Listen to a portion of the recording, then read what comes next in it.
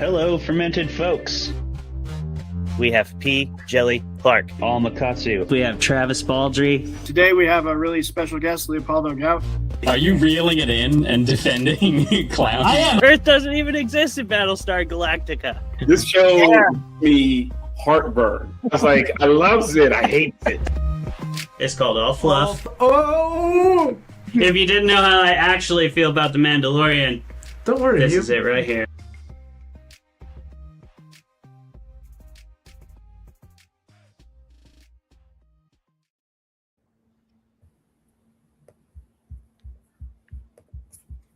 Hello, Fermented Folks, and welcome to the last episode of Fermented Fiction this season. This is our season 4 season finale, or season 5 season finale. Check my math, everybody.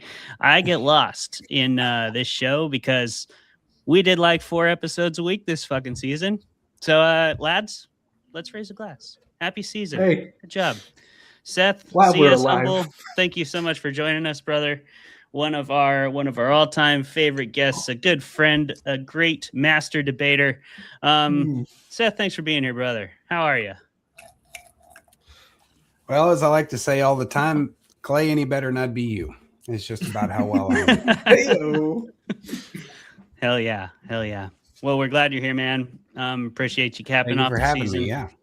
Hell yeah. And we're excited to hear all about some of these new developments, because I don't know if y'all know this yet, but old CS Humble, he's been minding the book writing hills for a long time. He might have struck gold. We're going to pray for him. We're going to pray for him. Maybe But potentially. first- We'll see. Yes. Extra all caps on the might, but you know, he's a mighty guy. So I got my faith. Before we do that, let's go around the circle like we always do. Let's give our last personal updates of the season, everybody. Travis, you want to start? Yeah. Seeing as this is a show of primarily horror writers, I feel obligated to tell the story. So I took over for a couple days the duty that Clayton has been killing it at for weeks, which is taking care of our grandpa while our grandma is recovering from or trying to get through an illness. Anyway, it's pretty, you just hang out with grandpa. He's a great guy. But yesterday, or the day before, I came home at 3:30 a.m. because I dropped Clayton off at the train. And literal horror movie moment, because I come in, it's 3:30 a.m., it's pitch dark out, all the lights are off in the house. And I turn the corner, I can even show for the YouTube audience. I turn that corner and I look at that couch. And there's just clearly a person there. This is very late at night and very dark, and I'm very tired, and I see feet, and I was like, is that a person?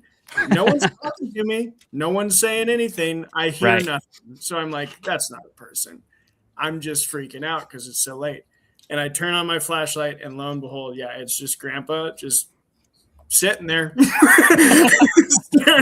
So I was a little spooked, and he was fine. He just couldn't sleep, so he got up and sat with his dog, and that's A-okay. And he went back to bed. But it was literally straight out of like those shots that you see in the background of horror movies where it's like, do you actually see something? That was me for like 5 minutes. I was like, is that a human?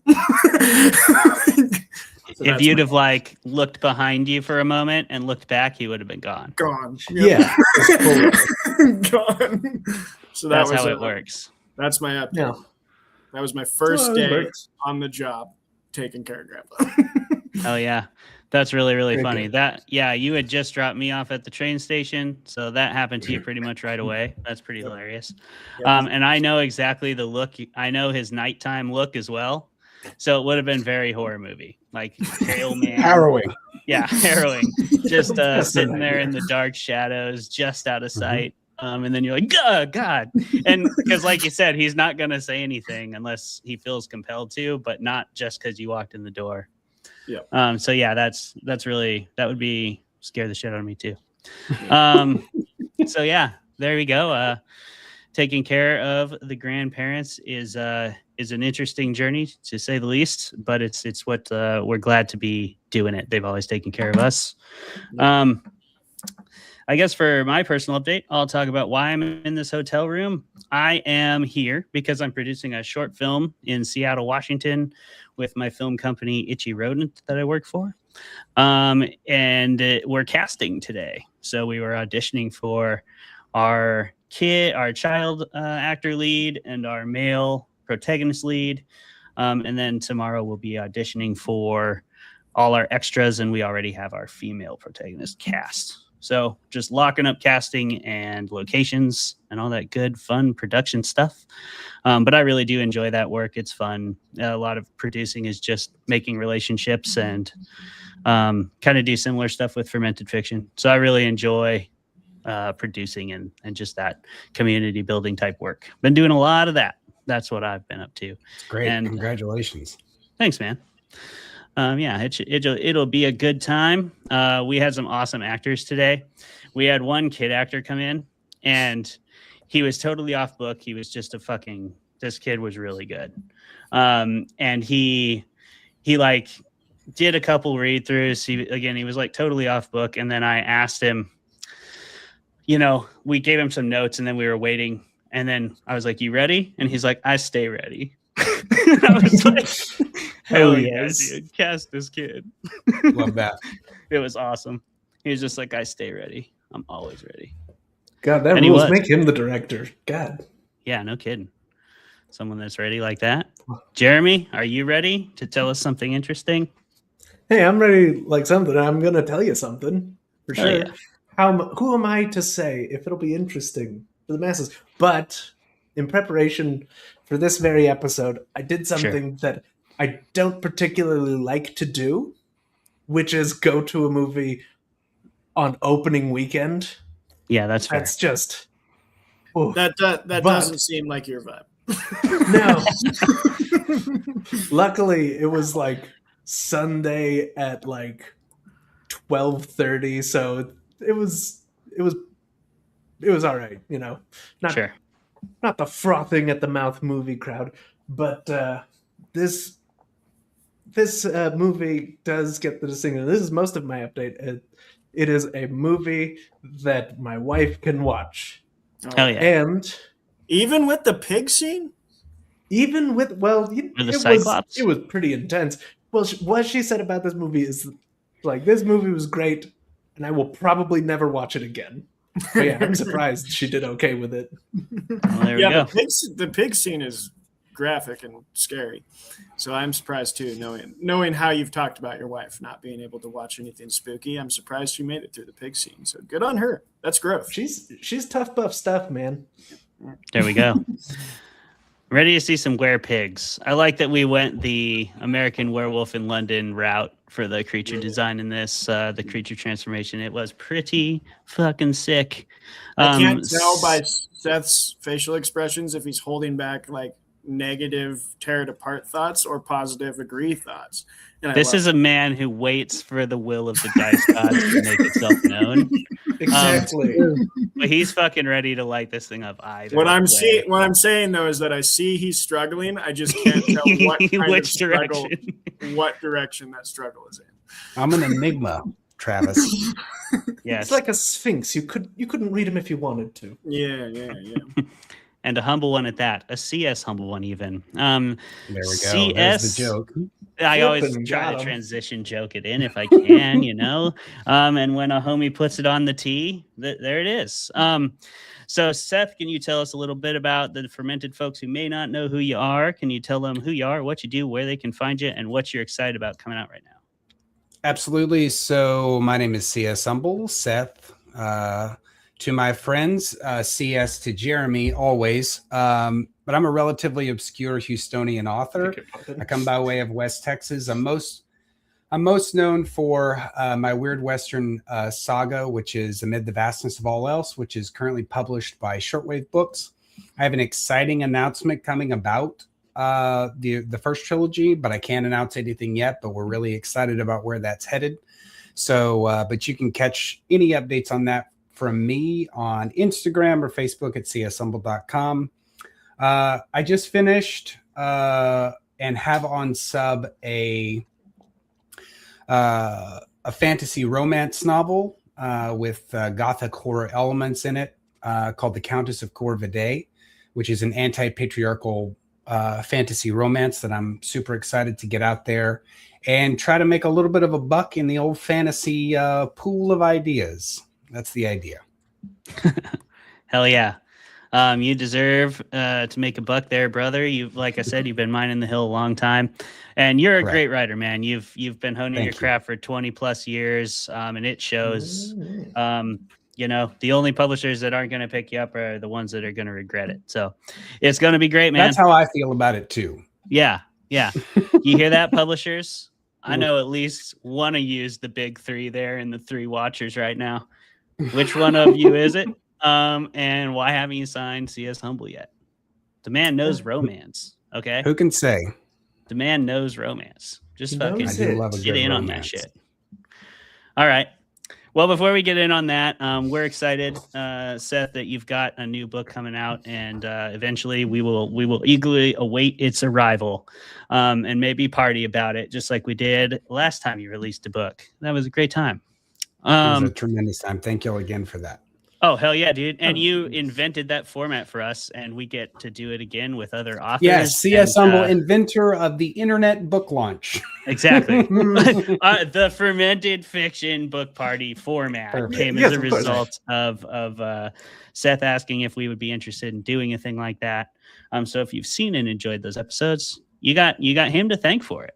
And we're going to do another one with him on it as we celebrate Ray Wild's Happily Ever After Murders in next season. So come check that out as well. Absolutely going to blow all y'all's tits off. It is an absolutely tremendous book of extreme power. And I've read it multiple times, and I can't wait for us to do that. It's an absolute bottle rocket of a book.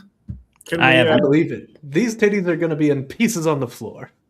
I never want to hear anything like that again, but okay. I'm going to pre-remove mine just to be safe. Different thing to be blown off. I've really been working chest day, and I don't want to lose all that progress from this book. Sorry, brother. The best I can do is those set of tits. Sorry about that. Yeah. You can try flexing in front of them. Huck your bicep there. See just. I'll read it like that. Yeah, there you go. That'll be good. You might not have the mustache afterwards, but it'll be worth it. Yeah. You know what else was, or perhaps wasn't worth it, depending on your dice roll? The Odyssey. Big old Chris Nolan's most recent addition to the filmography, to the lexicon of American film, to the adaptations of Odysseus, dare I say, to myth itself. I do dare say that, but I don't dare believe it without first seeing the debate between our two opponents. Tonight, representing Fermented Fiction will be Travis Vermola. Yeah. Rocking just the greatest fireman mustache that's ever graced this channel, and representing the entirety of the literary realm aside from the three of us, C.S. Humble. He's fucking got y'all. Don't even worry about it. And tonight we're going to be debating the Odyssey. And if you don't know how Fermented Fiction works, we're going to roll 2d20s, put our bids in for the favor of the dice gods. Those dice gods shall determine who will argue for the Odyssey and who against. High roll argues for, low roll against. Are you guys ready to roll your dice? I am. Absolutely. Yep. Do it. All right, I'm rolling. Are you using CGI dice right now? Audible. When Seth's rolling analog? I used the CGI dice. Yep. Dang, bro. I have also rolled the Google dice. We're rolling a D20, right? Yeah. Oh, yes. What did your Google dice say? Daddy rolled an 18. Dude. Not 20. I can screenshot it. I don't know. All when right. you pull up a dice, does share it it. show a D20? Does it show a nat 20 when you pull it up? You want me to share screen? I'll share screen right No, now. I believe you. No. Who's calling believe you a liar? That's No, I also between feel you like and the this Lord, is the sir. second time a nat 20 has been rolled against me on this show. So I feel like if we're going to talk about the evil portents of capricious gods, I feel like they're working against me Did you now. also, was it a They nat might, 20 dude. for It was of the Lord of the Rings? Rings for sure. It was. because Yeah. he like Yeah. rolled good on that too. Yeah. I Crazy. did. I think I rolled a 17 on that show. This is some bullshit. This is Damn, bro. This is like when you get both the 6s in Catans and some motherfucker just rolls 11 all night. I mean, it's extra weird losing to Travis. twice. That's true. That's really suspicious. Basically, only you do that, Seth. Anyway, not in I've we never go. lost a fucking debate in my life, and I will not be losing one tonight. all right. Well, I clearly don't have to say anything about punches below the belt. Y'all already know that's just fine. Just get right up in there. Yeah, we just ask you, if the kidneys do start to bleed, be a gentleman and finish the job. Okay, we'll see you on the other side, everybody. We're going to debate this thing for 10 minutes. Jeremy, you got a timer for me? Sure do. All right. And 3, 2, 1. Debate. Okay. I will start with the positives, and I'm actually going to go Slim Shady style on this, and I'm going to try and get ahead of some of the stuff that I've been hearing around in the ether, okay? Yes, Christopher Nolan changed Odysseus's caricature a little bit for a modern audience. Christopher Nolan made him a repentant sufferer of PTSD from his atrocious trick that he played on the Trojans, bringing in the horse to the city of Troy that caused its ultimate downfall. Christopher Nolan definitely had a point that he was trying to reach, and that was for us to reflect on the horrors of war and also where we want to kind of like push society into the future. Definitely was there. I will not deny it. The gods are definitely ambiguous. One of them, Athena, seems to be just in the film for most of it, but then you realize she might be some kind of like PTSD nightmare of a woman who was beheaded at Troy. So that was there too. I've heard that criticism of like, why is no one brave enough to put the gods in the movies of these ancient Greek myths? I get it. I hear it. I've heard some of the lotus eating was a really interesting choice that really did lend itself to Nolan's vision, but was a very far sight away from Homer's, of taking the lotus eating away from the troops and just giving it to Odysseus as a way to kind of cope with his sorrow that he hasn't quite gotten over yet. The accents have been criticized a lot. Sure, they made all the characters American for an American audience. Who thought that was a good idea? I don't know. And that's pretty much the ones that I'm going to merit even saying, because some of the other criticisms are just ridiculously stupid and I don't even care to bother giving them time. But those ones I can see some merit behind. But here's what I'm going to say. All of that aside, my first big main point for this movie in the plus category is going to say, yes, when you adapt a thing, you can kind of take it your own way. But I'm usually okay with that as long as it's point A to point B has like a clear arc that has a final moment and there's actually a message with what you're trying to do with the work. Because I've seen many a times an adaptation where it's like, I'm just going to update this to modernity for the sake of updating it to modernity. And they don't actually do anything to reverence the work or to paint their own vision. I don't think Nolan did that at all. I think Nolan greatly respects the Odyssey with how he did the Cyclops scenes, how he follows the sequence of events almost to a T with a couple changes. Like I talked about, the Lotus Eaters and Calypso's island is a little different. And he took out the second island after Calypso. But before this movie even came out, before there was a trailer, I said that. I was like, they can't be going and doing the Olympic Games. That'll take way too long. Like, just take that out of there. We don't need to see it. It's a great scene in the play. I love it. Or in the epic. I love it, the poem. But we don't need it in the movie. And I'm glad he took it out. But for the most part, he plays with the sequences of events very linearly, and does a great job with that. And my other thing is, he has a message he wants to tell, and it makes sense in the story that he tells. It's his Odysseus has an arc. His story has several arcs, and they all make sense with the characters that he's playing with. And I think they respect the play enough. Or I keep saying play. I'm sorry. I got Shakespeare. All right, go ahead. No pressure. He respects the poem enough to use it as sort of a conduit to tell its story along with his in a very sensical way that I actually think pays off well. That's my pluses. Okay. So you are for the film. Is that correct? I couldn't tell from your mealy-mouthed answer. From all the times that you gave, you actually gave more of your time to the criticisms that you read online, which I can appreciate. Anyone who takes the time to look at the oppositional information. One of the challenges I have is that none of your critiques seem to take into account the feminist perspective on the film. Now, I won't pretend to be a feminist expert in being a relatively obscure cisgendered white male living in Texas my whole life. But I do think that there are problems specifically with Nolan's interpretation of the film. You said that Nolan obviously has a great respect for the Odyssey. I have a great respect for souffle, but it doesn't mean I can fucking make one.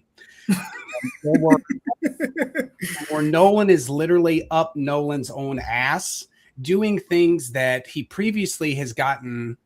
There's been some pushback, especially with the strobe light effects during some, especially during in the cave of Polyphemus, the Cyclops, and the loudness of the thing. I went and saw it in IMAX, and there was one moment where I thought maybe Christopher Nolan's trying to give me PTSD from the events trying to get back from the Trojan War.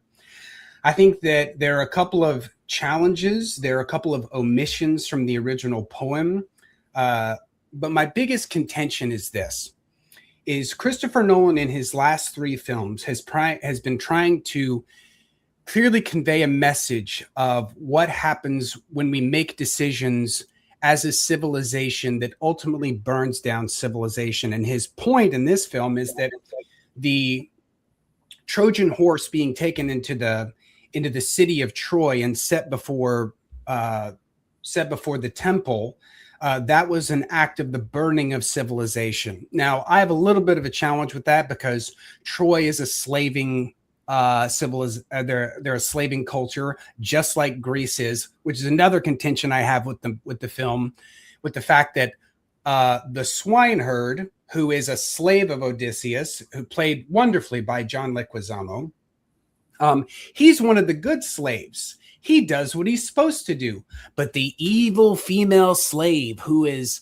like working against Penelope, like these are all the way that slavery is portrayed is this sort of idea that like there are good slaves and there are bad slaves. And Nolan stays the hell away from that. And he doesn't offer any sort of position on it, which is a challenge that comes with the text and the historicity of the text. But that notwithstanding, the primary challenge of the film is that Nolan, and it's not a challenge in his previous 2 films, but it is with this one.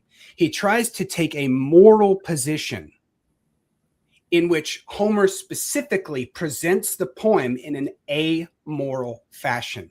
And that misses the whole point.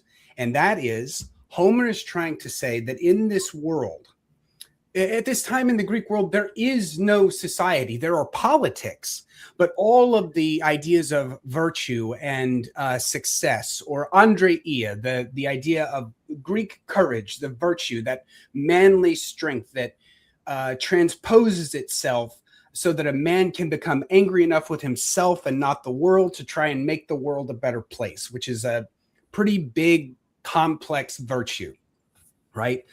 Nolan misses all of this in order to try to say, Odysseus was a really shrewd dude and he helped sack this really beautiful city. And he was a part of a war that had no moral compass to it. There is no righteousness in the war itself. It is literally for plunder. And then the rest of the poem, or I should say the rest of the film, there are all of these things that are trying to tell us that Odysseus was a good and decent person who goes through a moral arc. To me, that misses Homer's entire point. This film is about nostalgia. It's primarily the original nostalgia, which is the longing to yearn to go home. And I believe, not I believe, Nolan misses that point. He also completely changes the end of the thing so that everybody's happy and free and like, oh my gosh, we love each other. We're going to chase it to the end of the earth. We're going to chase the sunrise to the ends of the earth. Odysseus specifically goes back to Ithaca, leaves with Penelope, and then he goes, I lost all my cool shit and gold. Guess I should go raiding across the Grecian, across the rest of the world and get all that money back. And now, granted, that's a more complex film that any filmmaker is probably incapable of making while keeping Odysseus as a venerable character. But I would challenge people to read the poem and realize that what makes Odysseus favored to Athena is that he is shrewd, he is cunning, and at one point when they have a conversation, she says, I am considered the great liar among all the gods, just as you are the greatest liar of all men.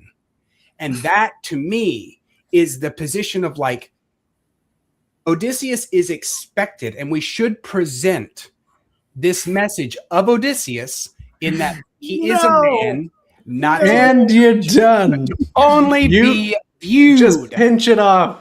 Pinch it off. I should have gone longer. Ooh, I should have gone longer. you should Never give me the floor for more time. I will take all of it. He's Yeah. gonna. Come on, He's man. been on the show. This is like his You've seen him fourth do time, this. bro. You already know. You had to know. This is time number 4. Like he was Yeah. coming for that extra. Yeah, come on, time. man. And then He you wasn't tried gonna cutting stop. me off at the pass at the beginning, like you're William F. Buckley about to debate James Baldwin over like civil Strategize? rights. And I'm like, brother, don't give me I ammunition. wanted to give it a try. I wanted to give the Slim Shady method a try and get It was get a all good method. Honorable effort. out there. Exactly. It worked for Look, him. It did work You for step him. into nobody. You step He into dropped nobody, the you mic better a not lot miss. harder though, He did. He dropped. and the he mic. did actually use all his time for show. Yeah. Yep. I was too polite. I'm too polite to Hey. be Slim Shady. Yes, Precisely. yes, that's not a good adjective for being slim. No. Okay, well, great debate, everybody. Now we're going to Okay. move on to the part of the show where we tell you some fun facts about the Odyssey. Travis, Do we do you drink have beer some fun? first? I guess we forget. also drink beer. I think we Among drink. other things. We yeah. do. Yep. And there's lots of cool facts about this movie. Let's start with beer. I agree Okay. with Oh, that. yeah. I'll just start with mine because it's not thematic. I'm in this hotel, and I kind of got done working right about the time it was time to start the show today. So I just went to the bar and got a Space Dust because they had 3 beers on tap, and that one sounded the best. That's But nice hey, work, there you go. Daddy. Proud of you. It's Nice. a local beer, we're supporting. Hell yes. Jeremy, what do you got, pal? Well, hey, now I am drinking thematically, but I was gonna drink more thematically, but then I ran out of time. So I was going to do a riff on a drink called a Suffering Bastard, which I think is maybe the only fitting drink for the Odyssey. But threw something together. So instead, I'm doing an old fashioned with this Penelope Riviera whiskey. Nice. Still, That's very good. Still working. I Hey, love that. Still working. we do it, man. Congratulations. Hell yeah, brother. Thank you. I'll take I the do hell what out I of can. that. Mm-hmm. C as humble. What do you got? Well, I'm drinking coffee because I'm an absolute lunatic, and it's 8:05 p.m. Central Time. I'm mostly off the booze as a general rule, but it's just coffee today. That's good. Hell yeah, man. Coffee's good. I love me some coffee. If I drank it right now, it'd be a bad equation. So I'm gonna stick to booze, trying to put myself to sleep. Travis, I bought Sierra Nevada a really nice fancy bottle of their barrel aged. I believe that word's pronounced Maillard. Am I correct? Yeah. Maillard. Maillard, yes. Like the Maillard. Maillard reaction. Barrel Maillard. aged Maillard's Odyssey. look at that thing. And That's it lovely. is Look at a that. thickum stout. Thick as That milk. is a Ooh, thick boy. one. Hell great. yeah.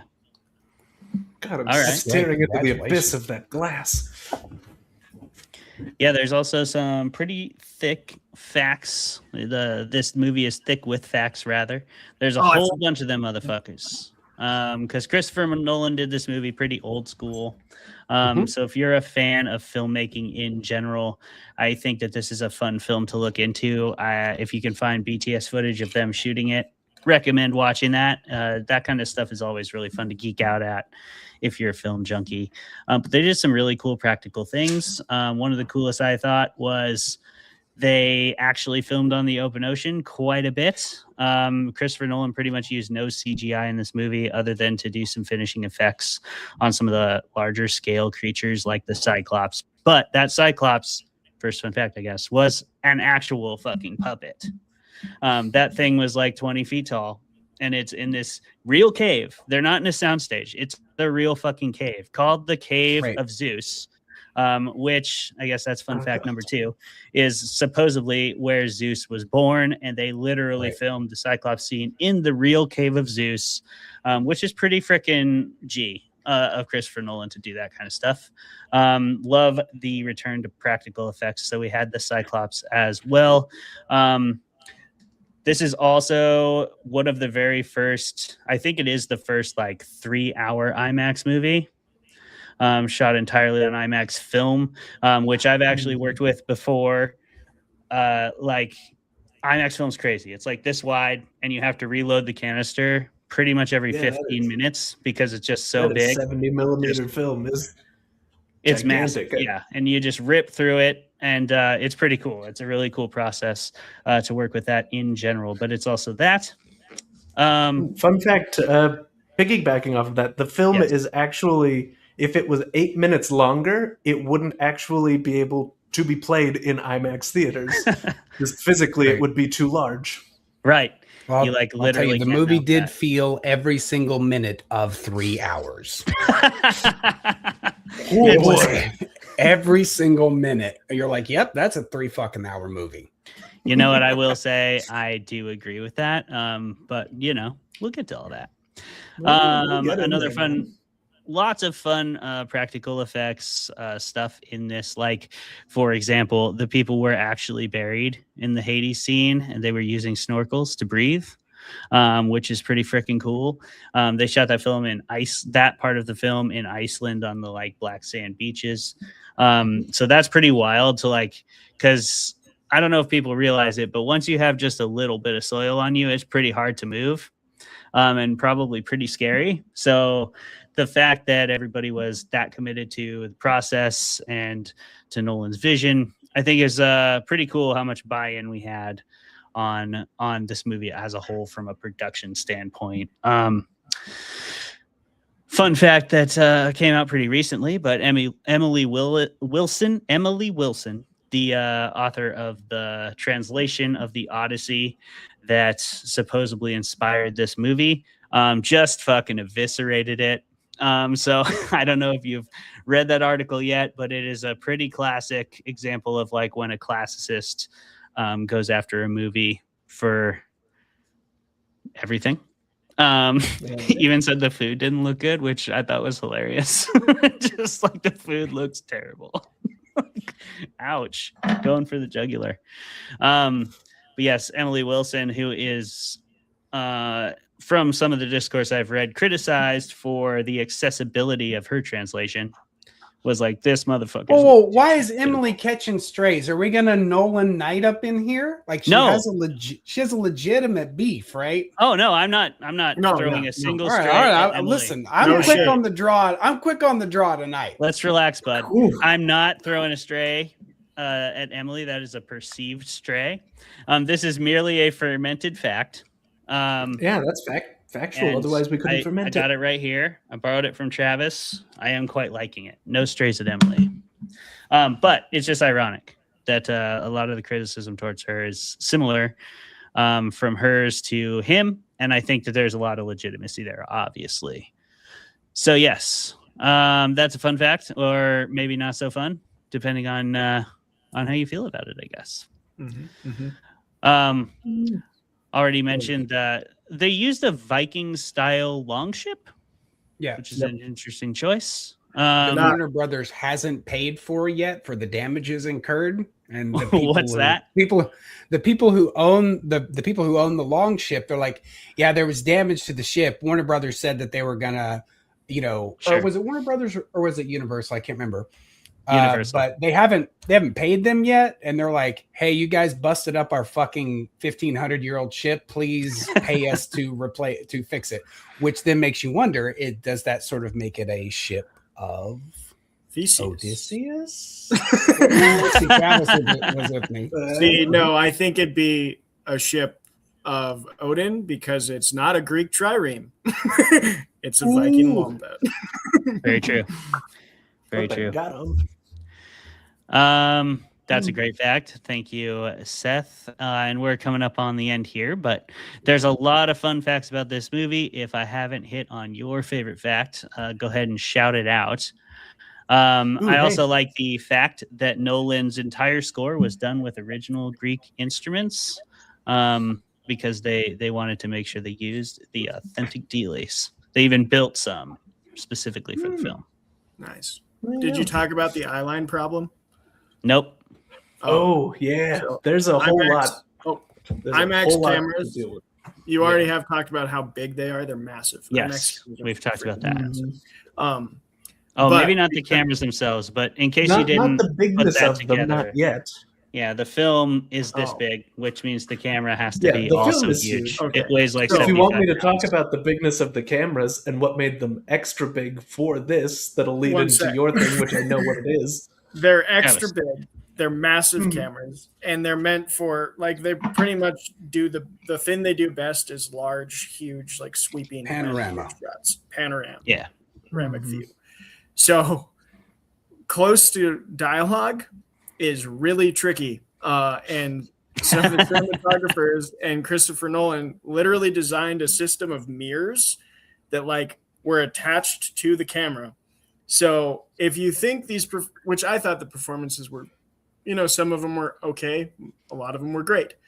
What makes them more impressive is they were not performing to each other. They were literally looking into mirrors of the other person.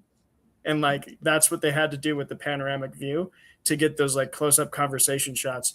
They had to deliver their lines intimately to a mirror image of the person that they were delivering it to, because they couldn't both stand in front of the IMAX camera or it wouldn't have worked because the thing is so massive and meant for those sweeping shots. So yeah, they designed an entirely new system of mirrors for the dialogue of the Odyssey because IMAX is just It's crazy. IMAX is ridiculous, and because the entire film was shot in IMAX, an IMAX camera, if you don't know, is an incredibly loud thing because it's got to be beefier to feed through all that extra film. So they had to actually build a rig to enclose the camera and muffle the sound to be able to get close to actors with it. Dude, And that still thing's hear got to what weigh they're saying. 90 pounds.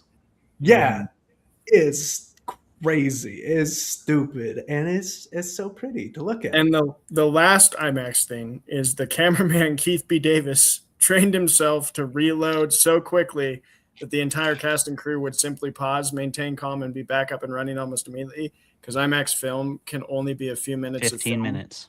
Did you already say that one? I just worked No. on an IMAX movie. I had to literally do that. Yeah. Oh, yeah. And that is a very fascinating and impressive feat to change it that quickly. It's hard to do. Oh, For those who 'Cause you don't gotta know, do it in, you a can't little expose film to sun or anything like that. You have to put it So in a little fun. tent and wear little gloves that go in the tent, and you take it out, you leave it in, and you get it all cased up before you can even take it out. And then you have to handle a physical thing, It's not like today where you just throw it on a hard drive.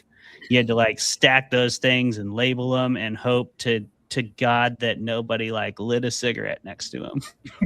Right. So basically, you have to treat an IMAX film reload like you treat most incel white men. Effectively. Hey-o. Sure. That's Got one him. way to say it. That's one way to say it for sure. I've got one more because I just found this movie, even we'll get to my real thoughts, but it's Avatar level of new stuff just being made and crazy innovations to push forward filmmaking in the future.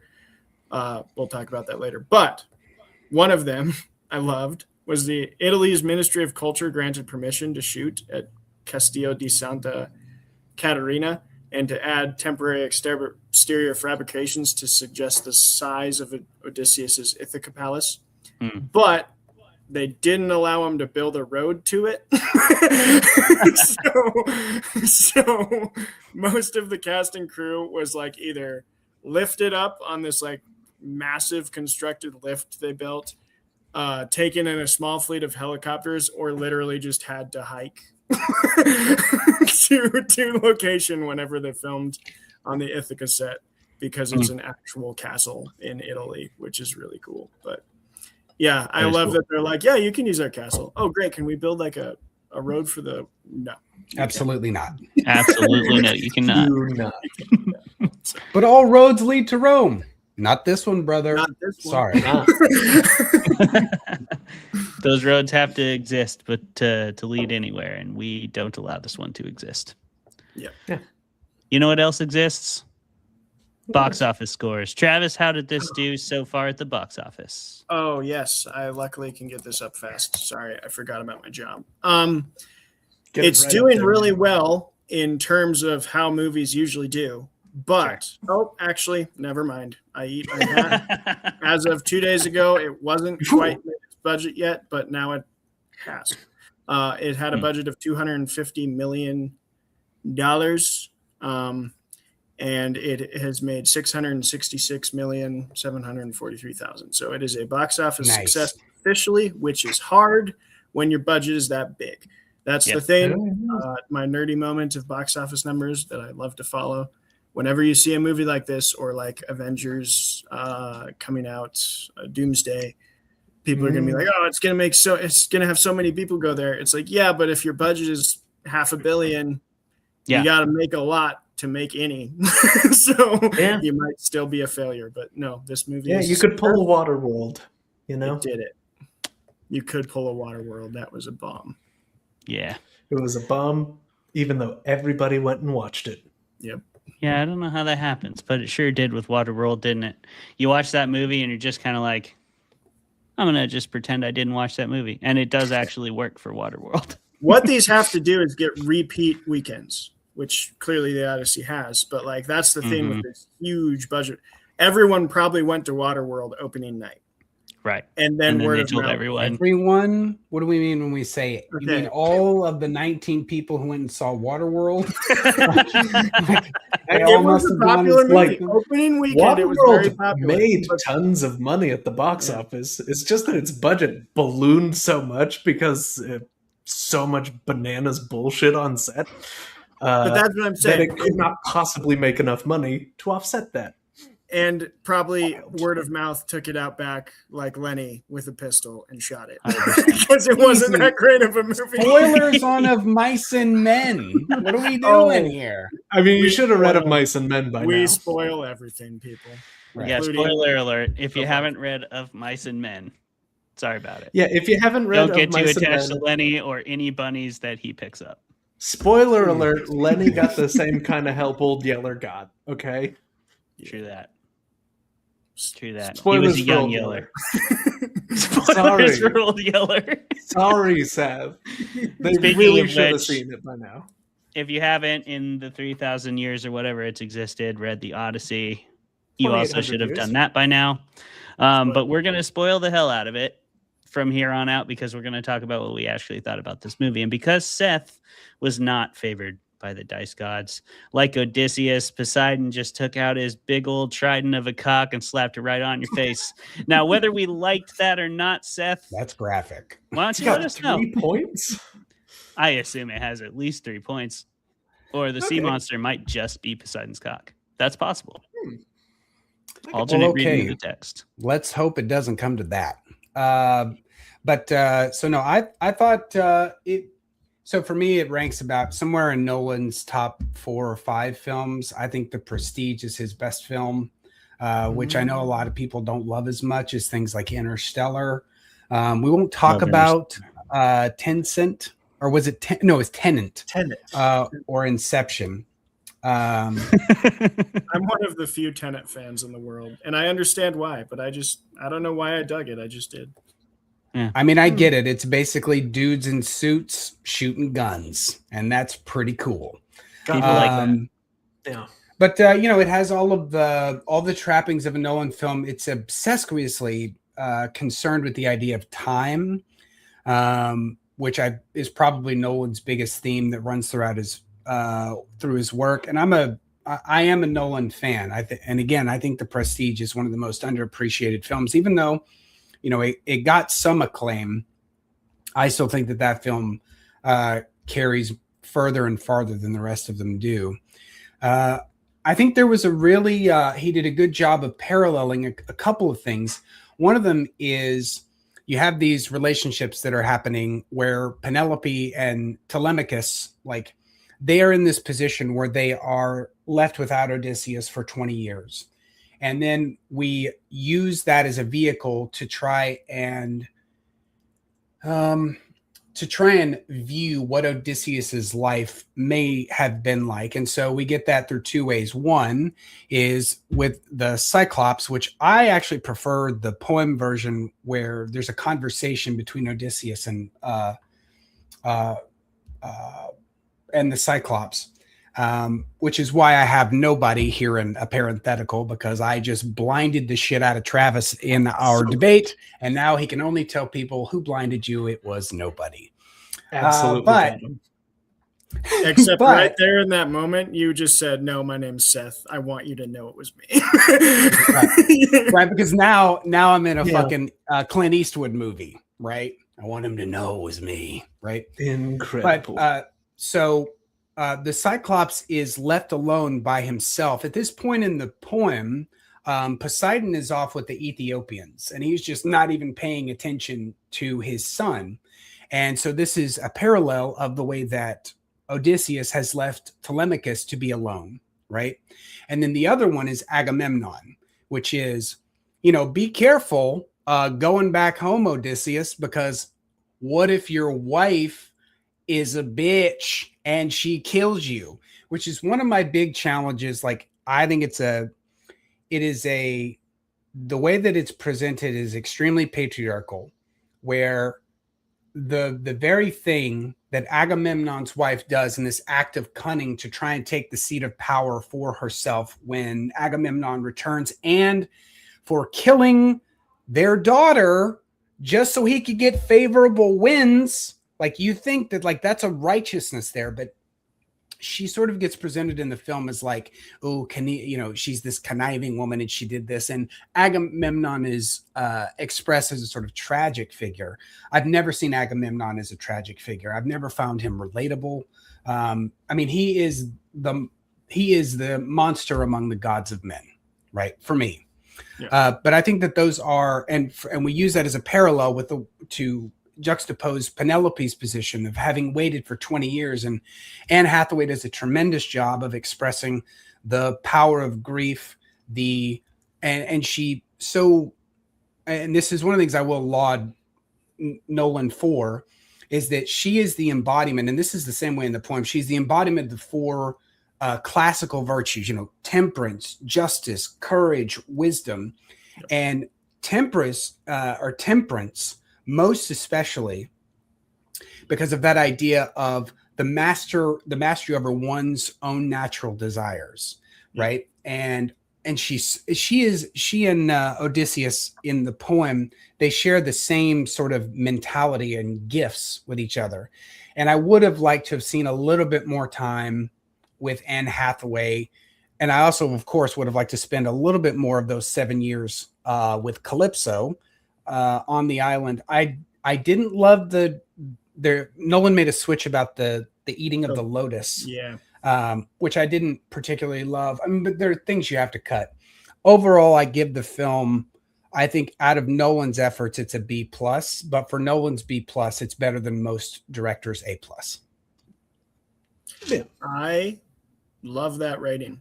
And since it's my turn next, I'm just going to say I agree. I think it's a Nolan B+, which is everyone else's A+, A-, whatever. It's an A. I really thoroughly enjoyed this movie. I did have a few things. I I'm going to start with the negative first and then end with two things that really won me over with it. So the negative is some of the changes I didn't love. I'm with you. I didn't like the no conversation with the Cyclops. I didn't like that they kind of change Odysseus's, for lack of a better term, because this is the one that floats around in my word, sin. That's not the word Greeks would use, but like Odysseus's sin is pride. In the poem, that's very clear because he calls himself nobody to trick the Cyclops, but then as he's leaving, he has to turn around and be like, it was me. Odysseus blinded you. And so like the Cyclops is this whole thing That was stupid. Anyway, go ahead. Do you disagree, Seth? I disagree. I think the whole point in the poem is so that Odysseus won't get more disfavor from Poseidon for blinding his kid. But no one needs him to turn around and be like, no, you tell him my name. You tell everybody. I'm saying at least the version I've read the Fagles translation twice. And I've read the Emily Wilson one once. And what I'm saying is in the poem, that's what Odysseus does. He doesn't say, tell him my name, but he says, I am Odysseus. He kind of goes back on the nobody thing when he's leaving the cavern, which I saw as like pride. He like can't leave without this sort of victory, which is kind of when Poseidon finally does come home, because you're right. There's a parallel there, and talks to his son. He has a name to give him. But maybe, I don't know. We could talk about classical debates forever. But I didn't like that he changed it to shooting the arrow, because I thought that was like way more ambiguous. Like it was like, oh yeah, maybe you're trying to do the same thing, but that seems more like, oh, I want to get revenge for my man. And I'm like, that's not the same action at all. Right. Like, why did you change that, Nolan? I didn't like the Lotus Eater change. This one, maybe I'll get some disagreement on, but one of my favorite characters in both the Iliad and the Odyssey will never be done right ever in cinema. And I just know this is a fact because it's Menelaus. And Menelaus can only be done right if you recognize that the gods just kidnap people willy-nilly. Because like that's why I like Menelaus, is because it's pretty clear in the poem that Helen of Troy is just kind of this unfortunate pawn of these gods who's being like teleported. And like Paris is a dick. Paris sucks in the Iliad. And there's not this like love there that was in the Troy movie. She even says like, I was just brought here by Aphrodite. And then when she goes back and Telemachus goes and meets Menelaus, she's like expressing happiness for being home, which there's some language there that's really problematic, but it's a much different thing that I don't think will ever come across in a modern film. So I recognize Menelaus will never be done what I would say correctly, but I still am sad whenever I see Menelaus on screen and he's just like a douchebag. And I'm like, that's not my Menelaus, man. That's not my Spartan warrior that actually I don't think is nearly as bad as his clearly evil brother Agamemnon, who is the worst. And that's like undebatable in the Iliad and the Odyssey, in my opinion. What else? Okay, one more negative. I had one more negative, but I lost it. I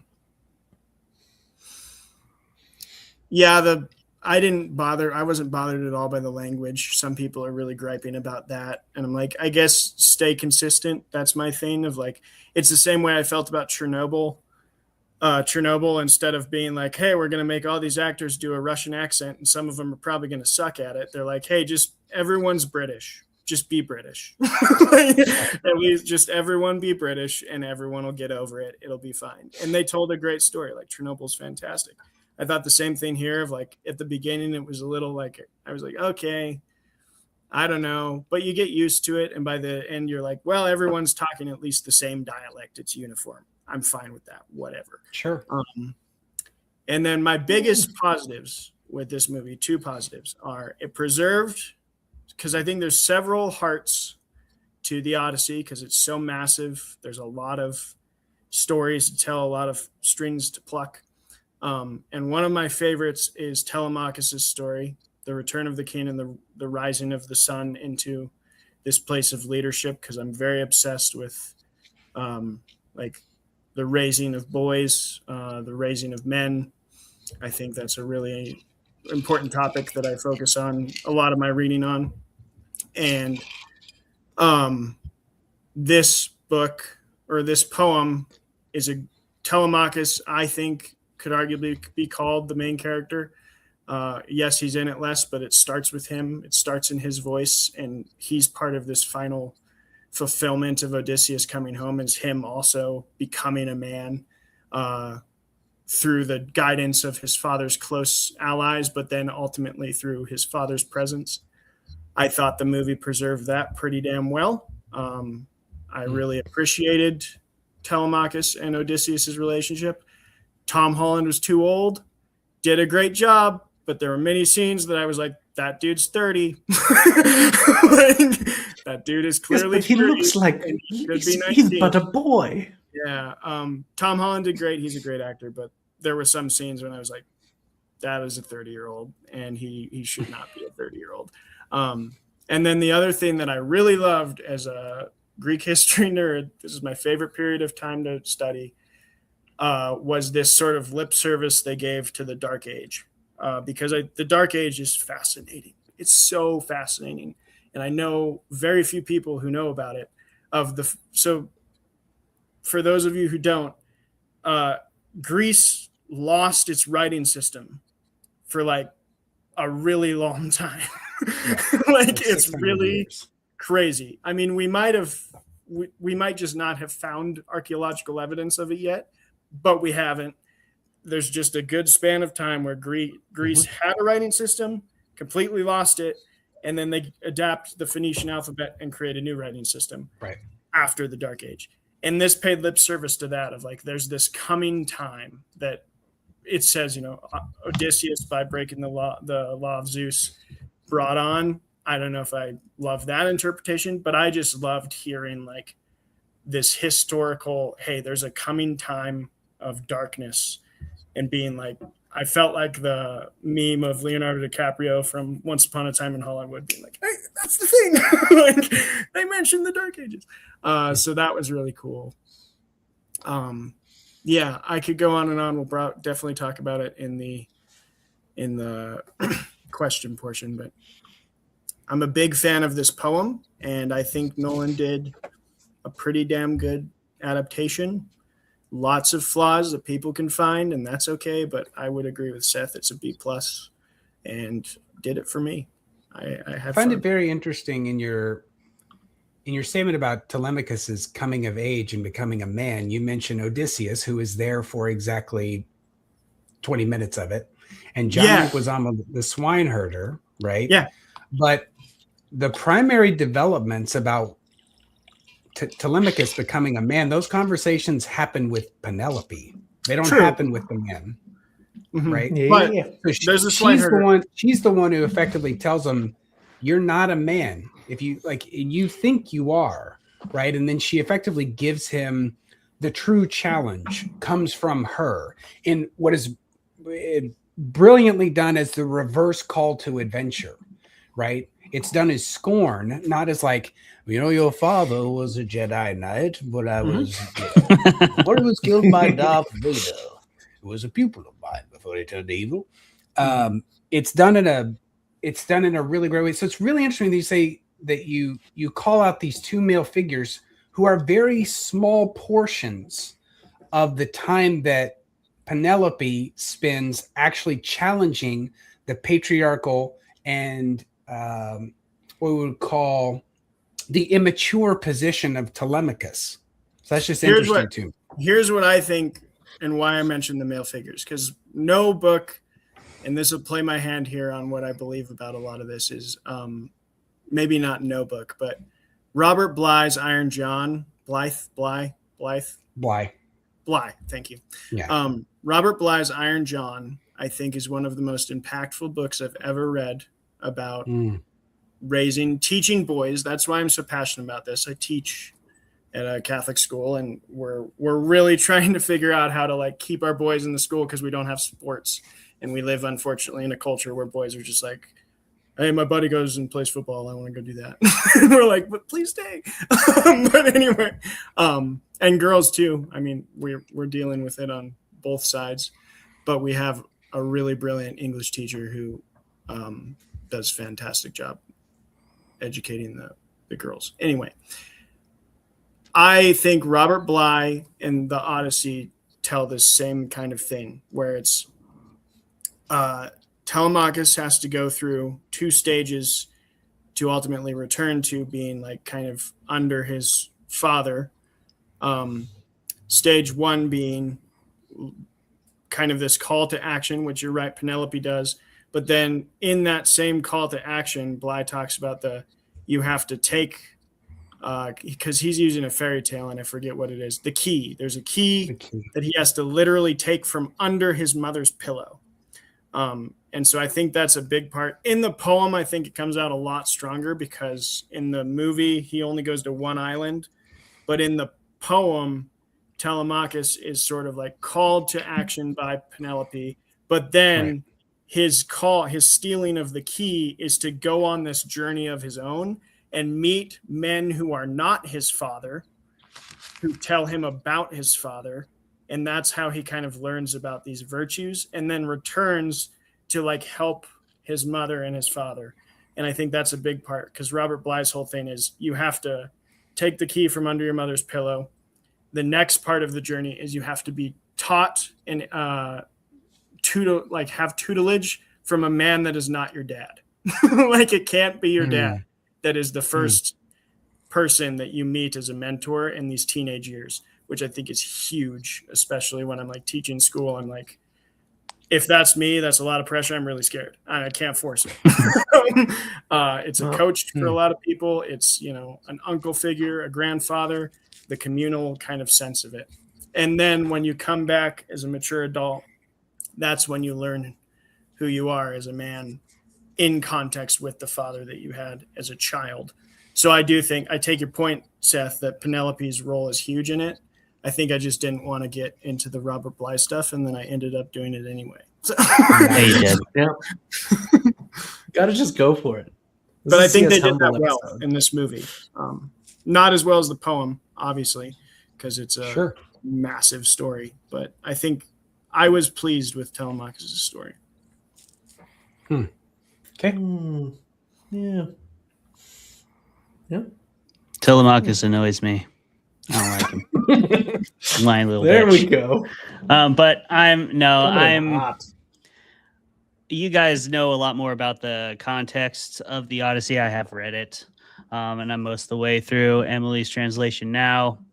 But I kind of watched it tried to watch it as an individual film because I don't ever expect a movie to really translate the Odyssey to a level that like it's going to make any classicist happy.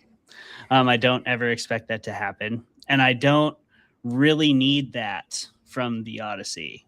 I think I just need something that speaks to the essence of the Odyssey, that speaks to the soul of it and to the parts of the story that have drawn us in for literal centuries. And for the most part, I think that this movie does that.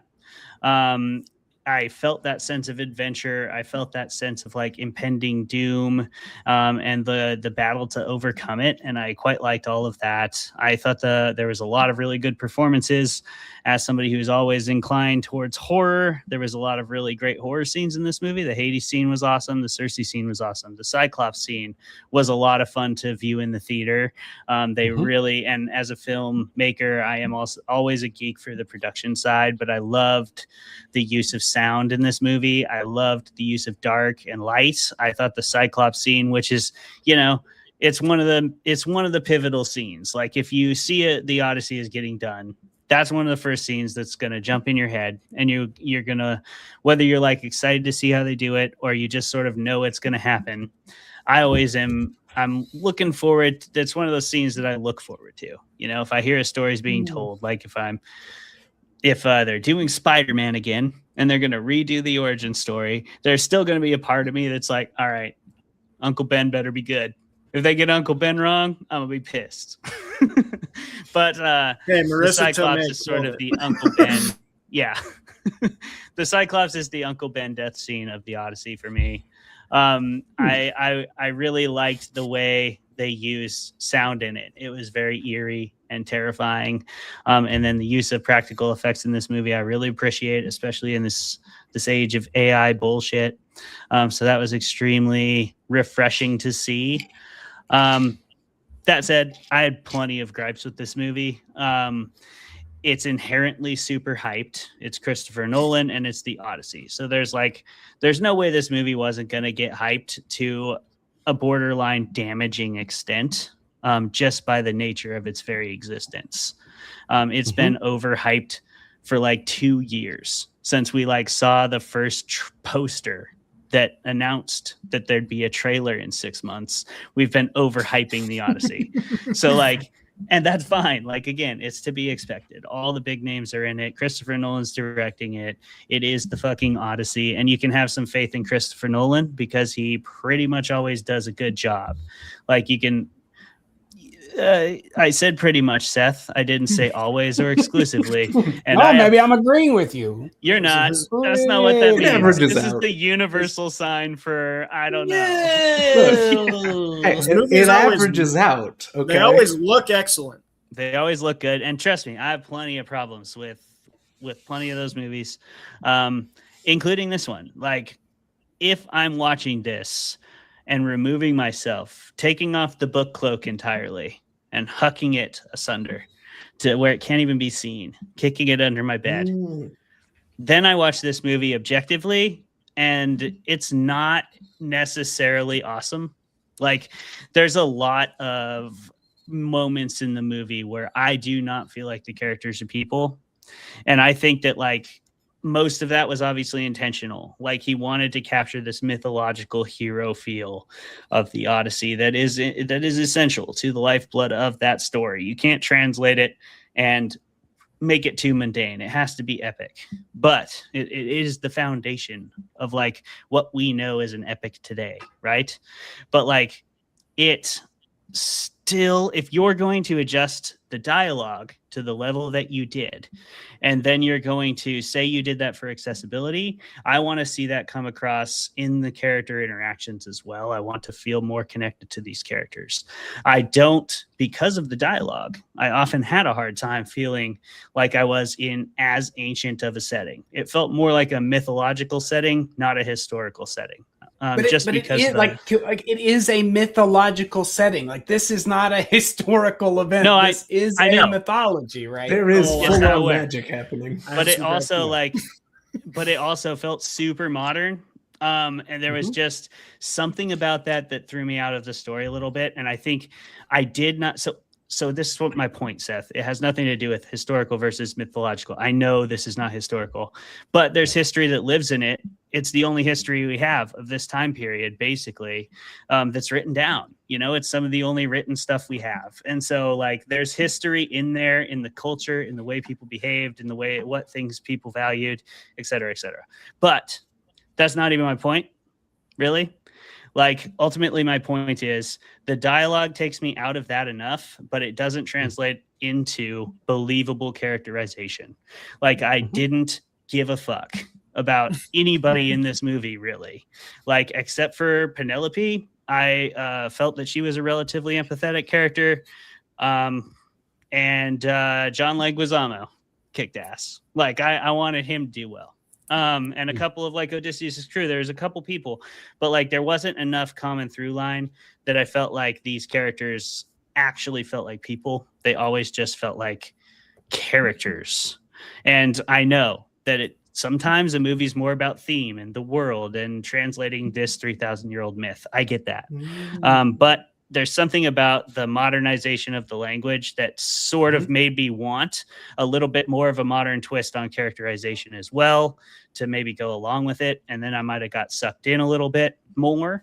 But because I didn't really connect to any of these characters, I sort of had to rely on who I've always liked from the myth. And then you're kind of in this place of, oh, how are they going to do that guy? Oh, how are they going to do that guy? Oh, how are they going to do Argus? This will be sweet. And they did. They did all the stuff, which is fine. But I just feel a little bit like I'm taken for a different ride. maybe watching a ride go by and being like, that'd be a cool ride, more than being on the ride itself, because I didn't relate to any of the characters, or feel like any of those conversations felt like real conversations to me. And I think you get away from that, like that need from an audience, if you use language that is like of the time. I think, I think if you're going to adapt the language of the modern time, you have to adapt a little bit more of the way that language is utilized for people to communicate with each other and spread information. But it felt like they were still talking to each other like they're ancient Greeks, but they're from Ohio for some reason. I don't know if that makes sense. That does No, make it sense. makes- I heard a makes lot of sense. I heard a lot of people say, like, and I don't know. I'd love to know how you guys feel. So maybe I should just save this for the question portion. I'm gonna do that. Maybe. I'm gonna do that. Okay. I will say, Jeremy, before you jump in, Himesh Patel. I forgot to mention him in my pluses. Oh yeah, he was great. I think he was So like good.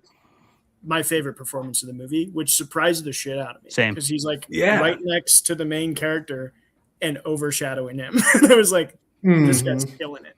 Himesh Patel. Extra impressive when that main character is Matt Damon. Yeah, Matt Damon. Yeah. Yeah. Matt Damon. Incredible. It was really, really great. I thought Patel put on a great performance. Yeah. And he had the best fucking beard of anybody. Yeah. It was so good. Oh God. Just bursting The out of that helmet. thickness and Just looking fucking consistency of amazing. it. I watched Yeah, absolutely Gettysburg incredible. immediately after this, like 2 days after this, and to go from those real beards of the Odyssey to like, I love Gettysburg, great movie. Oh, the beards though. The worst Don't look at fake the beards. ever. Like you're like, I can see the glue line on that thing, like, so bad. Look, It's it real wasn't bad. meant to be seen in 4K, Travis. Fair. Yeah, they didn't shoot that motherfucker on You IMAX, gotta that's dial for it sure. back, okay? That's fair. Now, I Okay. find myself in a really weird position here, talking about my Sure. own opinion of the Odyssey, in that I feel like I agree with all of you, and like I would push back on one thing that Clay said, in which I don't think the language is the problem here, because like there is definitely a clear disconnect, or well, it's slight, but it is also apparent, and it comes with the characterization, and it comes with the updating of this 2,800-year-old story, and like the time between the story's inception and this current telling makes for some like really weird things. Like I think Travis and Seth both touched on this, and I think it's highlighted best in the character of Odysseus, where in the poem he's got this this heroic flaw in Greek mythology, whatever, this classic storytelling thing of arrogance, and like his pride is often his downfall. It leads to him being cursed by Poseidon and most of the bad things that happen throughout the Odyssey. Kind of. And like, but when you update the story of, say, the Cyclops to not include them talking to the Cyclops and just being like, yeah, we're kind of past talking to him at this point, honestly. He just ate it. Like, sure, Odysseus sailing away from the island and being like, hey, I'm Odysseus, idiot. My name's not actually nobody. That's dumb in like a way that's consistent with his character flaw. Whereas him and his men running away, basically scot-free from the blinded Cyclops, and him just taking a pot shot at him is stupid. Scot-free? In like I don't know if I would suicide- describe the losses in the Cave of Zeus as scot-free. Look, you got to take your wins. There was where at you least find one them. Scott that got his head bit off. Look, At least one Scott would have was gotten not away. free. Scott would have gotten away if Odysseus didn't turn around and be like, you know what, I'm just gonna, and just There was Why? multiple Scots that had already been Correct. eaten at that point. yeah. Look, Correct. you got to cut your losses, okay? Take their W's where you find them, but like, that's a move to me that doesn't say, "Oh, Odysseus is a complicated character with a flaw." It's one of those things that's like, "Oh, Christopher Nolan wants a good chase scene away from this island, and he knows that if he tells Odysseus to shoot the guy, then he's gonna do it. Like that's just what's gonna happen." And I don't know, it's weird, especially alongside keeping the thing where Odysseus is like, "Yeah, tie me to the mast, and I'll hear the sirens sing," which is classic Odysseus, but it isn't consistent with this Odysseus. It feels really, it's like a manic episode or a psychotic break for him. It's wild to see happen. And yeah, the movie is kind of full of these things. Sometimes I like it, sometimes I don't. Like, there is this thing, which I think is maybe one of the funniest things that the movie is not prepared to laugh at, which is, of course, Agamemnon's warning to Odysseus from beyond the grave, especially knowing that Agamemnon like murdered his own daughter for good wind or some shit. Then his big warning to Odysseus about that is like, "Hey, I went home and I was murdered by my wife out of vengeance." Now, the problem, how you avoid that, is actually you come home a different way. It's not avoid murdering your own children. It's you show up right, and that'll make it all better. Well, and Odysseus just takes that to heart. He's like, yeah, okay, yeah. Instead of being like, "That sounds like it's a you problem. Like maybe you had some shit and you didn't." I don't know. And can I nerd out a little and be a little fair? Because this is hard to go on and be a little fair if you want. This is really hard to adapt because we have to consider the big gap of time in between those two stories. Mm-hmm. So Homer basically just has Agamemnon say, "Hey, my wife killed me." So when you go home, like, be careful. I'm just saying. Maybe just know that my wife killed me.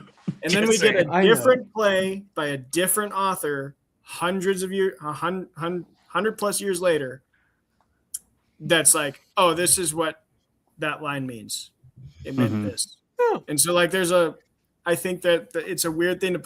It's interesting that Nolan pulled in scenes from Clytemnestra because that does change the context of the story. Same with he added Sinon, who is not from the Aeneid. He is in the Aeneid. Mm-hmm. And I think added some cool elements with that. But whenever I was very much like, okay, you're getting tricky here, and that's tough. When you start to pull in different material from different Greek and Roman authors, you're going to like add a few elements that people are maybe going to be a little, I think that's the great cowardice of the movie is that so when they're on Hades, the person who comes up and, speaks to Odysseus is Achilles. Yeah. And that is the thing Nolan avoids like the plague is putting Achilles in this movie.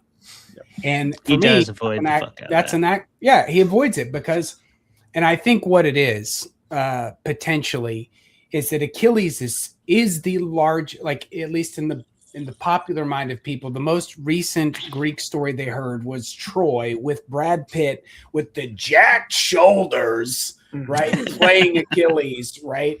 And his slaying of Hector. And what I think is that Nolan is like, well, if I put Achilles in this, like Achilles has the potential of being such a large character inside of the mind of the viewer. They'll be like, that dude's super interesting. Why didn't he show anything? Like most people don't know, Achilles has been dead for like 7 years at that point. Yeah, right? Super dead. They all think like, oh, well, Achilles, they stormed the gate because they've all seen Troy and Wolfgang Petersen's like, it wasn't really a 10-year war. It was kind of like 8 months is what it looks like. Right? But I do think I agree that blending those ideas or blending those notions with the Aeneid and putting Elliot Page in that role. I think Elliot Page did a tremendous job of stealing scenes every time they are in the film.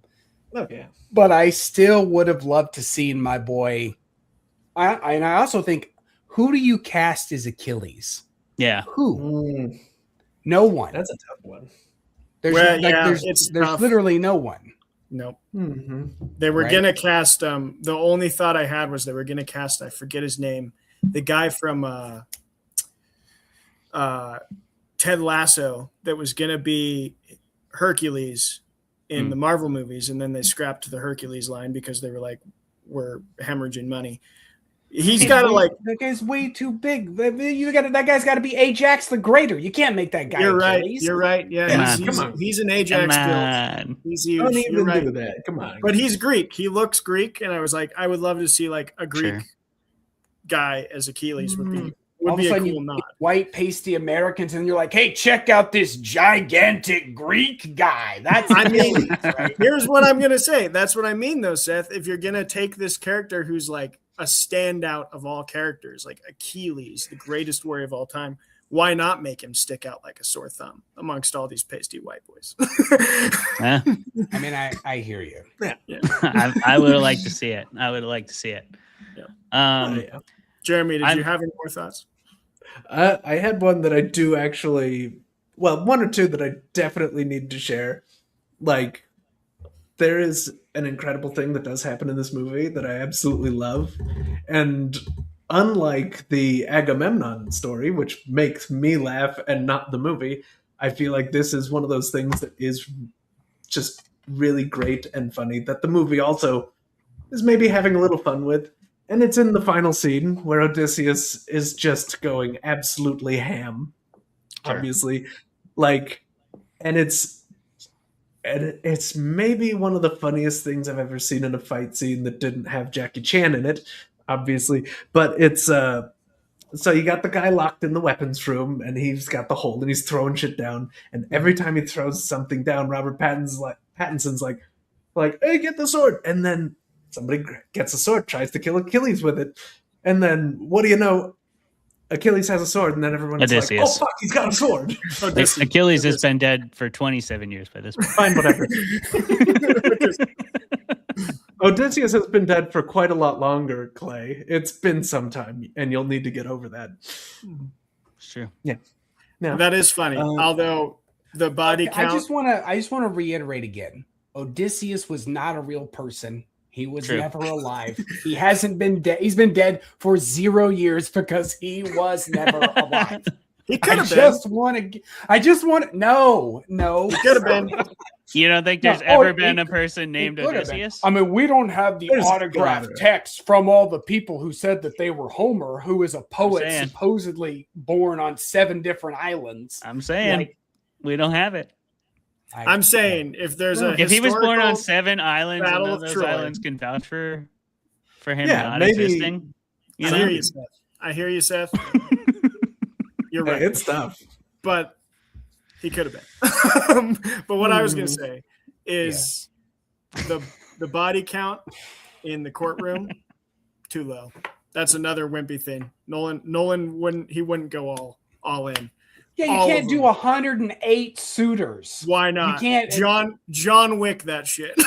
Yeah. You can have a few of those arrows go through multiple people.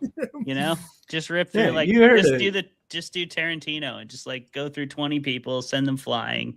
This is mostly a joke. It's a myth, Seth. It's not history. It's a fucking myth. You think Odysseus didn't unlock that upgrade where the arrow goes through multiple people? Come on.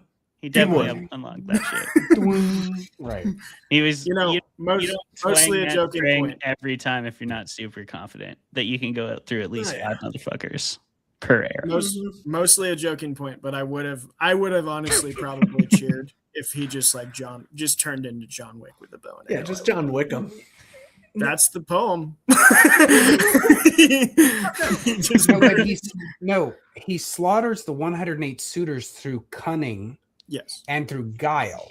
He doesn't just 1v1 over 100 men. That's not how it works. He uses a tactic of fear, right? So it would make no sense if all of a sudden Odysseus, who is not the Aristos, right? He's not the Greek of all Greeks, like they call Achilles. If he goes in there and just starts slaughtering everybody, tooth and nail, fang and claw, you'd be like, where the fuck was this the whole time? Yeah. I take your point, but the movie could have still had a cunning and guile moment where he kills 108 people instead of like maybe 30. Come on now. Baby. There you go, man. Man. Yeah.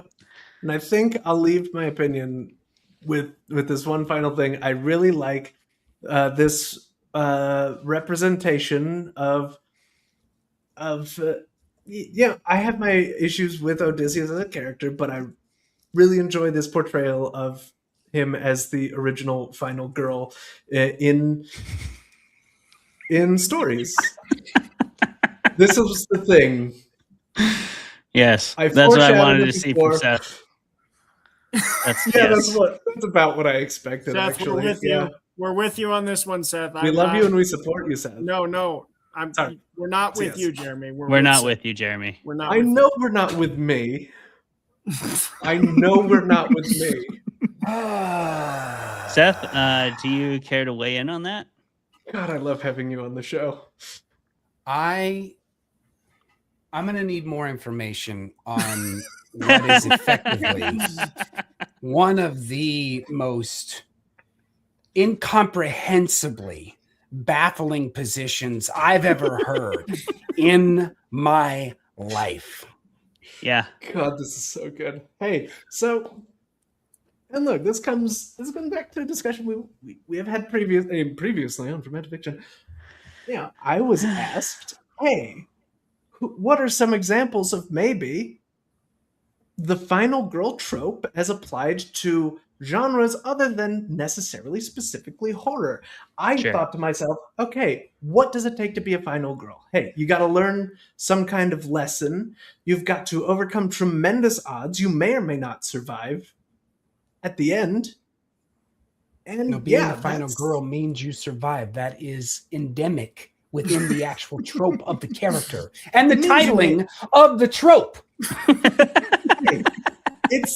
It means you're the last one. It either means you're the last one to be killed or you don't get killed. Either way, Odysseus, he just straight up survives. And that's pretty... Hey, that's... If you think of Poseidon as a slasher. No. Poseidon kills a lot of people. Like, I remembered this story. Hey, this story, like every other Greek mythology story, tells me that, hey, gods are real and they should be hated. And yeah, that's...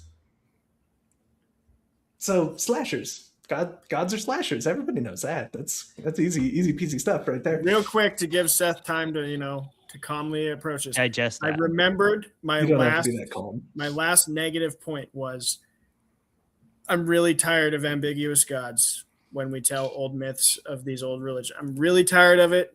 Robert Eggers, let him be there. Robert Eggers just put the crap in the Norse myth. Dude, come on. I'm tired of it. What is it? I feel like when you have full-on magic and monsters happening, that the existence of gods isn't actually that ambiguous. Except that that's the weird part about Nolan's adaptation. Yeah, the magic and monsters are 100% there and present, but he never recognizes the whole time. It's like, oh, Athena's there. Oh, that's cool. And then at the end, it's like, oh, is she though? She's maybe just a nightmare, I guess. And these storms. Which dream level are you in, Odysseus? Which fucking dream level are you in, bro? That was weird. Really Athena? That was weird to me. Shit. It was weird to me because I'm like, clearly there's monsters and magic. I would love to see some of the courtroom drama of the gods. I don't know if it would have been Nolan that could have delivered it super well. That's not exact. Those type of dialogue scenes aren't exactly his foray. So maybe I'm happy he didn't do it, but I'm just saying probably for the best. Waiting for a movie where we get that, where we get the gods as the puppeteers of these heroes, because that's such a huge theme in these poems of these men that are fighting, especially in the Iliad, have this capability. I think it's a flaw of theirs to literally just be like, oh, I just messed up and killed 1,000 people. Wasn't me. Like it was that guy up there. I'm sorry. Well, he killed 1,000 of my favorite people. Come on. I was possessed by Athena. But I would love to see that dynamic. It would really, and I didn't get to see it here. To give Seth a little bit more time, this is my final gripe of the movie. So did any of you guys have a problem at all with how sympathetic Odysseus was? That was in Seth's low roll debate a bit, but I don't know how much you actually believe it, Seth. I get the vibe that you actually believe that, but I personally felt like that took so much. I do feel like the movie took a lot of the moral quandary out of the realm of the viewer's decision. Like it wasn't the viewer's job anymore to determine whether Odysseus was a good dude. He was like portrayed as a good dude. He regretted the terrible acts he had done. If he had done a terrible act, he regretted it and felt bad and was repenting. And if he did anything bad in the myths, it was either changed just so, like the Cyclops situation, where he didn't, just do it to brag. It felt like he was taking a shot to avenge his men or whatever. Or on Calypso's Island, he's forgiven for his transgressions. A, they're not really shown, and B, or like glorified in any way, and B, it's portrayed as like, oh, he didn't even know he was doing it. He doesn't remember anything. Like he's remembering now only because she's finally thinks he needs to go home because he's sort of vaguely, clearly unhappy here. But he spent the 7 years, and we're not really going to talk about what happened because he loves Penelope. What a good dude. But I just felt like it was that way a little bit. I don't know if you guys got that vibe, but I never felt like the ambiguity of Odysseus' moral compass that's so integral and interesting to the poem itself was a bit absent in this movie, and that we were kind of like prescribed a good Odysseus that we were sort of supposed to root for. Seth, is Odysseus the first final girl? And all the other No. I just knew that would be a quick one. Easy peasy. Absolutely not. In no way could any rational, unfestered mind consider Odysseus to consider be where the first idea came from. Yeah. Oh, I have. The source of the object is painfully aware to me. But I would say this is one of my biggest challenges with it is the moralizing of Odysseus. I don't think that the Odyssey is intended in any capacity in the original telling of the tale as original as we can have it, right? I mean, it's the most, like, the Odyssey is the most translated ancient document into English, like greater than them all, right? And that's because scholarship believes that there's a lot to wrestle with, especially with the difficulty of the language that can, with complexity of ideas of things like Dikasine, Pherenesis, Sophia, like all of those things. The words are so complex in English. When we talk about those things in English, and Travis, you'll especially be able to relate to this, but like when you speak it in the Greek, or when you speak the Greek text in English, the transliteration of that thing removes all the color out of what the original Greek language is, which is why when you read in the original Greek and understand it, and which I don't, like, I'm not saying I do that. I can do that for Koine Greek for the New Testament. And it prescribes this enormous amount of color on what is effectively a black and white document in English. So I think that the moralizing it on Nolan's end is the thing that bothered me the most. It is a story of adventure. The protagonist of it is complicated. The virtues system that exists inside of it with Xenia, or what they call the law of Zeus, like these are complicated things that no one has to try to transcribe to an American or English speaking audience primarily, or I should say a modern audience, where to try and understand the cupidity of the world that Odysseus is existing in, and being like, Could we get what do we got? Google alerts going on here? Sorry, what's going on that's here? my phone. I will mute myself. Jeepers creepers, brother. But the moralizing of it into a moral tale, rather than just the story of going home and the hardship and the forgetting that happens for those who have existed inside of war to know what the after war is like, to go home again, and the wanting to forget, right? All of these things, they are what are at the heart of the tale. If they're Homer would say, this is within the water of me, right? Because that is the most of him, right? Or the most of them, whoever the writers of Homer are. But that was my biggest problem is, Christopher, I get that you are trying to warn a population of the burning of civilization at the cost of immediate gain and victory. Like, I get it. You don't have to tell me that in your latest 3 films. Anyway, but no, and also I'm not going to talk about Odysseus as the first final girl, because that's one of the dumbest things I've ever heard in my life. Thank you. That's what I'm here for.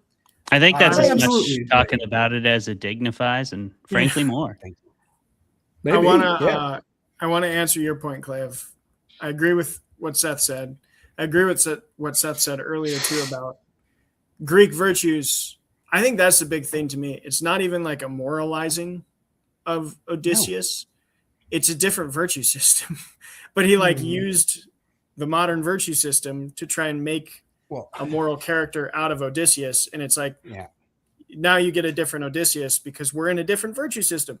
This was a time where slavery was normal. Like, there wouldn't be a critique essay, maybe from like one guy who lived in a village out in the middle of nowhere who's like, slavery. I'm literally talking about an actual guy. There's what saint is it? There's a saint who in like 500, which this is way later than the Greeks, but in it was like 58 AD, condemned slavery with some of the most beautiful language you've ever heard. And I'm like, damn, you got to wait a long time, bro. But anyway, this is a time of different virtue. And so I do think Odysseus is a virtuous character in a lot of ways in the Odyssey of Homer, according to the virtue system that we understand from that time. Right. So you don't get these same types of things that Nolan did because it's a different time. It's a different virtue system. He's a hero. Right. And I think Nolan just made him a modern hero. And that is jarring in a lot of ways. It's jarring. And so when we say something like, well, it's a different Odysseus, I would argue that it's not an Odysseus at all. Like the Greek concept of virtue, where we get the word aristios, which is the idea for excellence, right? It's where our root for the word of aristocrat comes from, right? It is simply to exist inside of excellence, to be excellent at one thing. And Homer's point, because there is no society at this point, all virtue is self-virtue. It can only be self-ascribed, right? It's not something that the populace gives to you. It's not something culture gives to you. Right. And so that's why the notion of that virtue comes from homophrenesis, or no, not homophrenesis. It's homophresis, something to that effect. I can't remember the exact word, but it means like-mindedness, like that we can all be like-minded and share in this excellence. We make something that is bigger than the politic. Because wars will happen. Kings will call us. We must go to war or we will die. It's that simple. And your virtue exists inside of how you act inside of those larger structures that you have no control over, which is expressed by the gods. You have no control. And like when y'all were talking about, you're saying like, well, his great sin is pride. See, the thing is that Odysseus has no sin of pride. That's not what it is. Like, there is no sin. There is only the favor or disfavor of capricious gods. And if you fuck with them, they will fuck with you back. And sometimes you can be great and you'll still get joked. Like that is simply the sort of childishness of the gods. And so I just and that's why Eratosthenes said, and it comes out of this period, who's an obscure Greek writer, says that when brothers agree, there is no bond greater, there's no fortress greater than their common life. That is the idea. Like that's where all of idea of Greek community and virtue come from. And that's completely alien to a people like Americans right now, who all we are is a banded mob who everybody's trying to scream louder and louder to try and get something. And all of the internal human dignity that is supposed to be inscribed in what you or in this presentation of what virtue is, which is also bullshit, it's completely lost on the American character, if that makes sense. I have two things, and I'm gonna. We got to take a 5-minute break. I'm at a hard stop for me here in at terms 2 of hours. timing. Yeah, fair enough. Oh, fair okay. enough. Yeah. So should we just? What are we doing? Well, I guess. What are your two things? Hit us with the two things. The two things that I have are, I do want to be clear. I did say at the very beginning that I'm using sin, fully aware that it's not a correct word here but it's the word that I have. So you could maybe say Odysseus's need to be recognized by the Cyclops is how he messes with the gods. That'd be kind of a way to put it in that system. Did I already lose my second thing, which I do all the time? I think I did. It's gone. It's all right, brother. Yeah. Well, in the context of the modern hero translation, like his fatal flaw or something to that effect is maybe pride. Because it's not, it doesn't have anything to do with the gods. It's more about, it has lots to do with the gods, but it's more about, it's still fatal and it's still because of a flaw of his as perceived by us, the consumers, because of the way it's portrayed. I think we're kind of led to believe it's a flaw on some sort of non-subjective level. Travis. Yeah, I remembered. And it was, Seth, you brought up one of my favorite things. One of my favorite bits of scholarship that, can be disagreed with. This is not like, if you don't believe this about the Odyssey and the Iliad, then you're wrong. It's a cool piece of scholarship I've read in a couple essays of, you have three primary male warriors represented in these two tales. And it's really interesting to look at the one that lives, because you have Achilles. You have a lot of different warriors, but your three primaries are Achilles, Agamemnon, and Odysseus, and they all have this kind of different way. Like you say, it was a system of like trying to emulate your brother, the one that's going to like make you excellent, the aristocrat. Mm-hmm. Achilles is the greatest warrior of all time. And how does he die? Well, he dies in war. He charges headfirst into the fray, knowing full well that he's going to die because of this deal that he's made. And that's what brings him down. So he gains glory and dies in battle being a warrior in that sense. Agamemnon is a commander. And I really liked that portrayal of him just not even fighting. Like his armor is totally not even what's realistic to a battle, but it's like because he decorative spinal column. Like it's decorative because he doesn't fight. He just commands. He gives orders. He's the king figure. And how does he die? Well, he returns to his household, the place he's supposed to command, and has done terrible at it because he sacrificed his daughter and left his wife alone for 19 years after it and gets murdered. So it's like, okay, that plays out that way. So who's the one of the three that lives? It's Odysseus. It's the smart one. It's the man of tricks. It's the one who can like circumnavigate this world of jealous gods through his wit and cunning. And I think that's kind of a tale that is being told in Homer's of like, which one of these three guys do you want to be most like?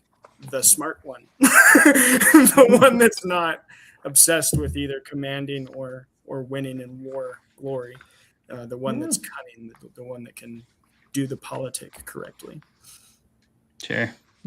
Yeah. And I feel like that's where like and it's to Seth's point and to your point too, where like this movie's changes to Odysseus as a character, I think ultimately hurts the message that the movie is trying to make, in addition to the story that the original epic poem is trying to tell.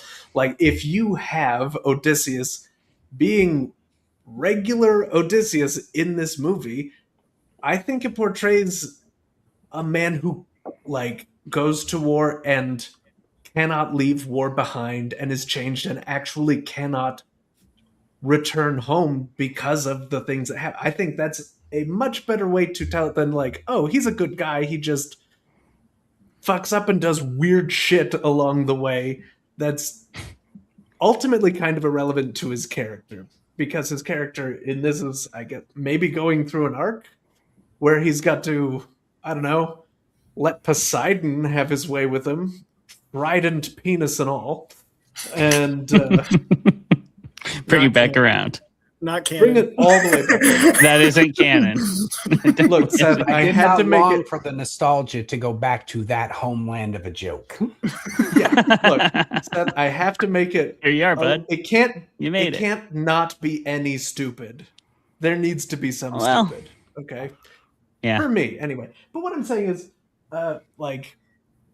ultimately, I feel like that would make the final murder of 30 people in a locked room feel a lot more rewarding, and then make the ultimate exile that is in the movie really make sense. Like, he can't go home. He can't stay there. Right. You know? If he's just the Odysseus from the book, which, yeah. Except in Who the book, is- he just totally hurt Lockers it. You know, Yeah. which also is a PTSD story. So maybe Nolan could have done it, had it both ways, but he Could've. didn't. Yeah.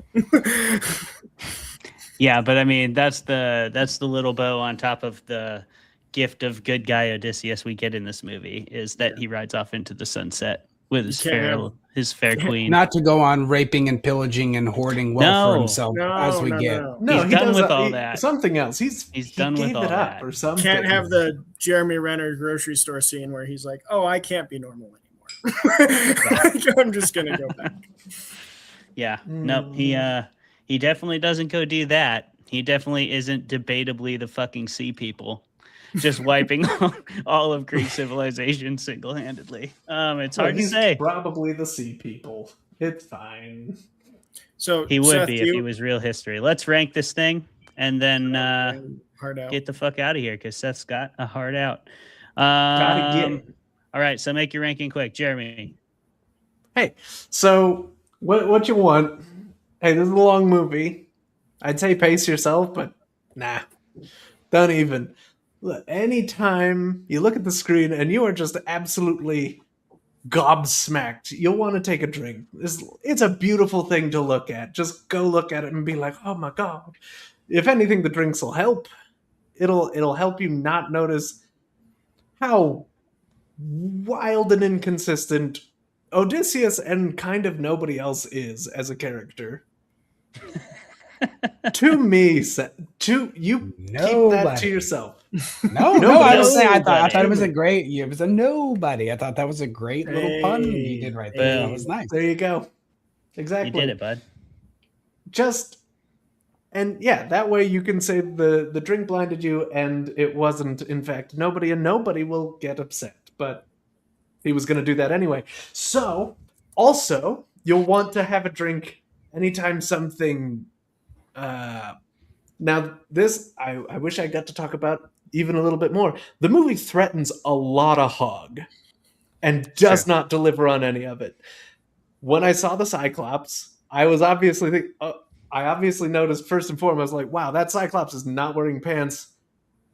Are we about to see just a 6-foot long hog? Are we about to see that? Yeah. You was sad just- they didn't give the huge puppet a penis. I wasn't sad. I was distracted the whole time. You're just waiting Just for the it to whole come out of the time. shadows. Okay. It would have been just- awesome if it came out and just nailed somebody, just fucking knocked him across Yeah, the just- cave. Cyclops hanging dong, taking out one or two of the Yeah. crew. Scott, Why not? probably. Taking out Scott. But regardless, just drink for the potential hogs, including when the men are turned into literal hogs. And then turned back. You Sure. see some butts. Back into Hey, your you do see some disguises. butts, and that's pretty great. I don't know. And then just, whenever you feel like it, honestly. It's a long movie, you'll get thirsty. Do that. I don't know what the number is, but it's up there. But it's not too high. This is a B plus movie. That was a long road to a non-committal response, but I'm proud of you that we got there together. Yeah, we did. I'm going to make mine very quick. I'm not even going to put myself on full screen because I know you got to get going, Seth. Thanks for being here with us. Drink some fucking wine. That's what the Greeks would have done. Get yourself some food, drink some wine, and just feast. Just feast like you're up in Penelope's place and Odysseus hasn't come home and killed your ass yet. So have a good night. Have a big old food party with all your friends. Preferably, like if there's somebody in your group who you all kind of secretly don't like, go to their house and do it there. Movie night. Love There it. you go. Get those beggars out of there. Travis? Yeah, I'm going to say, I'm also going to try and be fast, but I love this. I love this. There's two editions of this. There's the Oiketis, which is a household servant version. And then there's the Greek history nerd version. Greek history nerd version is easy. Get blitzed because every time you feel like there's an inaccuracy in anything, like there's a group that's a Viking launch ship, not a trireme. That armor is really stupid. Why did they leave out that scene? What do you mean Odysseus is drinking or eating the lotus is not his man? That's completely the opposite in the poem. Anytime you have one of those moments, you're just going to either take a sip if you are relaxed with it, or a shot if you want to be a psychopath and pass out halfway through. Sure. The Oiketis version, the household servant, is going to just be, I like Jeremy's. Anytime you are in awe, because I put this, it's a better movie, but I'm going to put it in the same category as like Avatar, in the sense of, even if you do not like this movie, you have to, if you are a film fanatic, appreciate what it has done for the industry, because the amount of technical marvels and things literally created and visual like masterpieces that you see on screen, you're going to be researching that for years, just like we were with Avatar, where James Cameron literally was like, I don't care about the story. I want to revolutionize CGI. So that's what you're getting. Very clear. Yeah. Yes, it was. What you're getting, it was very clear. That's why I think this is better than Avatar. But drink anytime you have one of those. That's why you think it's better than Avatar? Well, one of the reasons. Let's not that's another argument for another time. Yeah, we can Avatar. go back to Avatar someday. Avatar is crap. I think if you're looking for something that is akin to what you were hoping to get, if you're a fan of the poem and deeply enamored with it, I would try and eat a lotus blossom every single time that Odysseus does, and that way you won't remember it and you can just remember the poem itself. But if you're a Christopher Nolan fan and you deeply enjoyed the spectacle of what the movie theater is supposed to bring, then find yourself a couple of pieces of ambrosia and get into the fruit of the gods and have one for every single time you see Tom Holland's eyeballs twitch, because he does it a lot. Oh yeah. Or think that that boy is definitely 30. Yeah. Look, 30 is an ancient Greece 20, all right? No, it's an No, ancient it's the Greece opposite. 90, brother. If you were Oh my 30, God, he lived to be 30? That guy's got real virility to what a him. fucking I'm saying legend. modern What a 30. man. Modern 30, ancient Greece 20. Seth, Come on, guys. Anyway. who are you? Where can we find you? Hey. What you got coming out? Thank you so much for being here, man. Yeah, my name is C.S. Humble. You can find me. I am one of the greatest and highest hoped fans of Fermented Fiction, and I love this show, and thank y'all for having me on it. Y'all are tremendous hosts. I know we'll be seeing each other again soon and I can't express this enough, people need to go to Amazon right now and pre-order Happily Ever After: The Murders by Ray Wilde. It is a book that'll absolutely blow your socks off. It has my highest endorsement. But you can find me on Instagram, CS Humble, and where you will be able to travel along in my exploits of trying to become more than a relatively obscure Houstonian author. Yes. You want to become objectively recognizable. I am a man of simple taste, easily satisfied with the best. That's what I want to be. Well said, my friend. And for that, we appreciate you giving us some time here on Fermented Fiction, therefore justifying us as the best podcast on the internet, I'm pretty sure. Oh, yeah. And if you don't think so yet, you could always like, comment, and subscribe, and go ahead and keep following us along and learn more about what we're doing over here, which is a lot of fun stuff. This is our final episode of the season. So we're going to go away for a couple months. We'll be off our 1 week schedule until October, and then we'll be back with weekly episodes. And until that time, you can keep your eyes peeled for some short micro interviews that we did at StokerCon. We have a live interview we did with Matt Dinneman. We're going to release all that stuff throughout the course of the next couple months. So yeah, do please stick around. Do please subscribe if you love this show. Go check out C.S. Humble's work, buy all of his books if you dare, and definitely go pre-order Ray Wild's book. Thank you so much for being here. Travis, Jeremy, great job on the season, my friends. Seth, always a pleasure. We'll see everybody next time. Goodbye. Later. Peace.